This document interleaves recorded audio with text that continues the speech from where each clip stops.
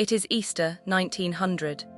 A small fleet of sponge divers from the Greek island of Symi is sailing home through the Aegean, laden with a season's harvest from the coast of North Africa. A sudden storm forces them to shelter behind a barren islet called Antikythera, a jagged rock between Crete and the Peloponnese.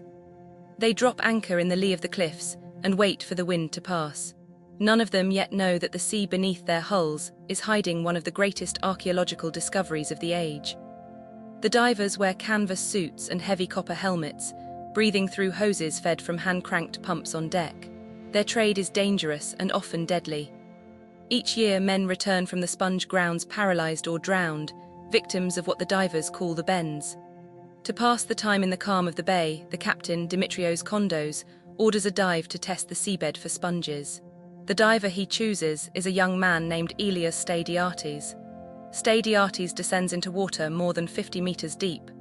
Within minutes, he signals frantically to be hauled up. When his helmet is removed, he is trembling, babbling of a heap of naked women and horses on the seafloor, corpses turned to stone. Kondos, suspecting narcosis, decides to dive himself. He returns to the surface holding the bronze arm of a life-sized statue. What Stadiates had seen was no hallucination.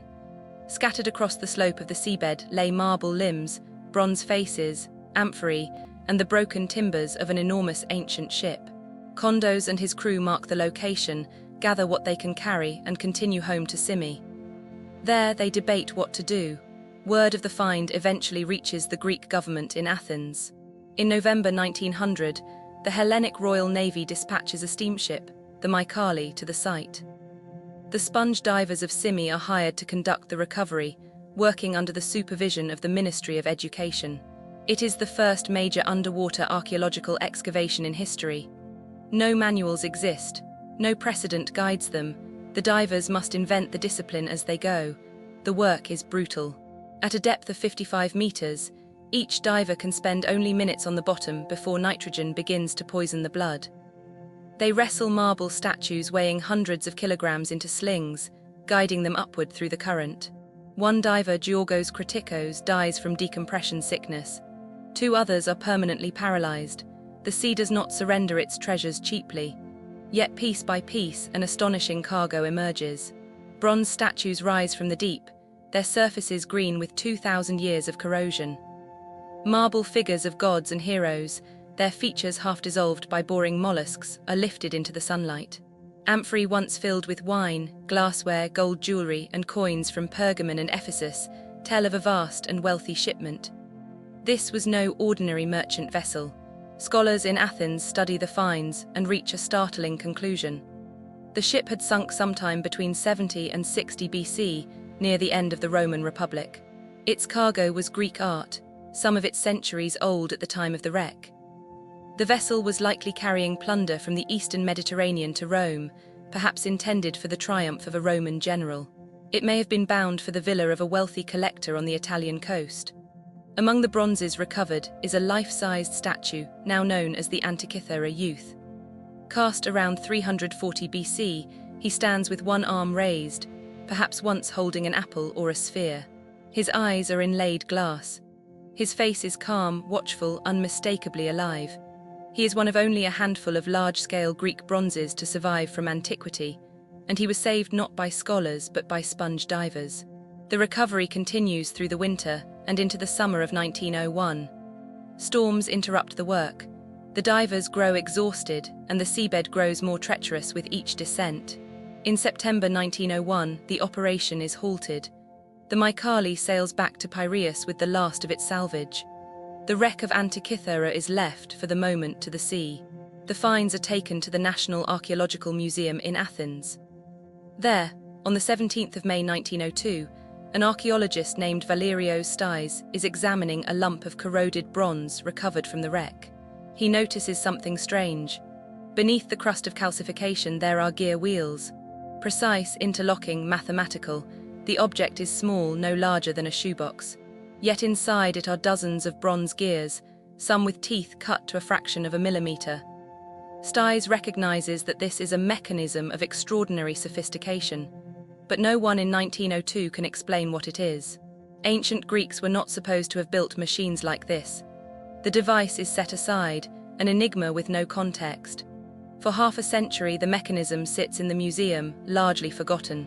Then, in 1951, an English science historian named Derek de Solla Price begins to study it. Using X-ray photography, he peers inside the corroded bronze. What he finds astonishes him. The device is an analog computer, capable of predicting the positions of the sun and moon, the phases of the lunar cycle, and possibly the movements of the planets. The Antikythera mechanism, as it comes to be called, is dated to around 100 BC. It contains at least 30 precision gears. It models the irregular orbit of the moon using a differential gear system that would not be reinvented in Europe until the 14th century. Nothing of comparable complexity is known from the ancient world. It is, in effect, a lost technology. In the decades that follow, teams from around the world study the fragments with ever more advanced tools. Computed tomography scans reveal Greek inscriptions hidden inside the corroded metal. The device could track the 4-year cycle of the Olympic Games. It could predict solar and lunar eclipses. It was quite literally a handheld universe. The wreck itself has drawn explorers back again and again. In 1953, Jacques Cousteau visited the site with the research vessel Calypso. He returned in 1976 for a more extensive dive, recovering coins, bronze fragments, and human bones. In the 21st century, robotic submarines and exosuits have allowed archaeologists to work at depths the sponge divers could scarcely survive.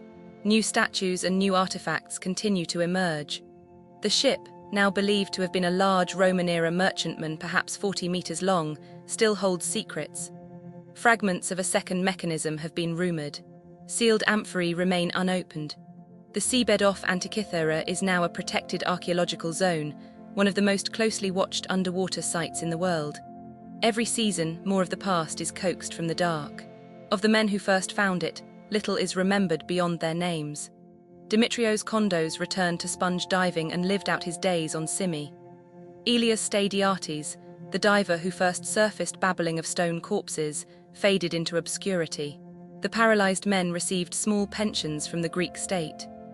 Their discovery reshaped the study of the ancient world, but their own lives remained tethered to the hard, saltwater trade they had always known. The Antikythera wreck has forced a reckoning with old assumptions. The Greeks did not merely speculate about the cosmos. They built machines to model it. They cast bronze figures so lifelike that centuries under the sea could not erase their humanity. They shipped their art and their science across a Mediterranean already old, already crowded with ghosts. And when their ship went down, it took an entire universe with it. It is Easter 1900, and a storm has driven a small fleet of sponge divers behind a barren rock. They do not know it, but they are about to reach through 50 meters of water and touch the mind of an ancient engineer. They are about to lift a computer and a lost youth in bronze back into the light. The sea keeps its secrets for a long time, but not in the end forever.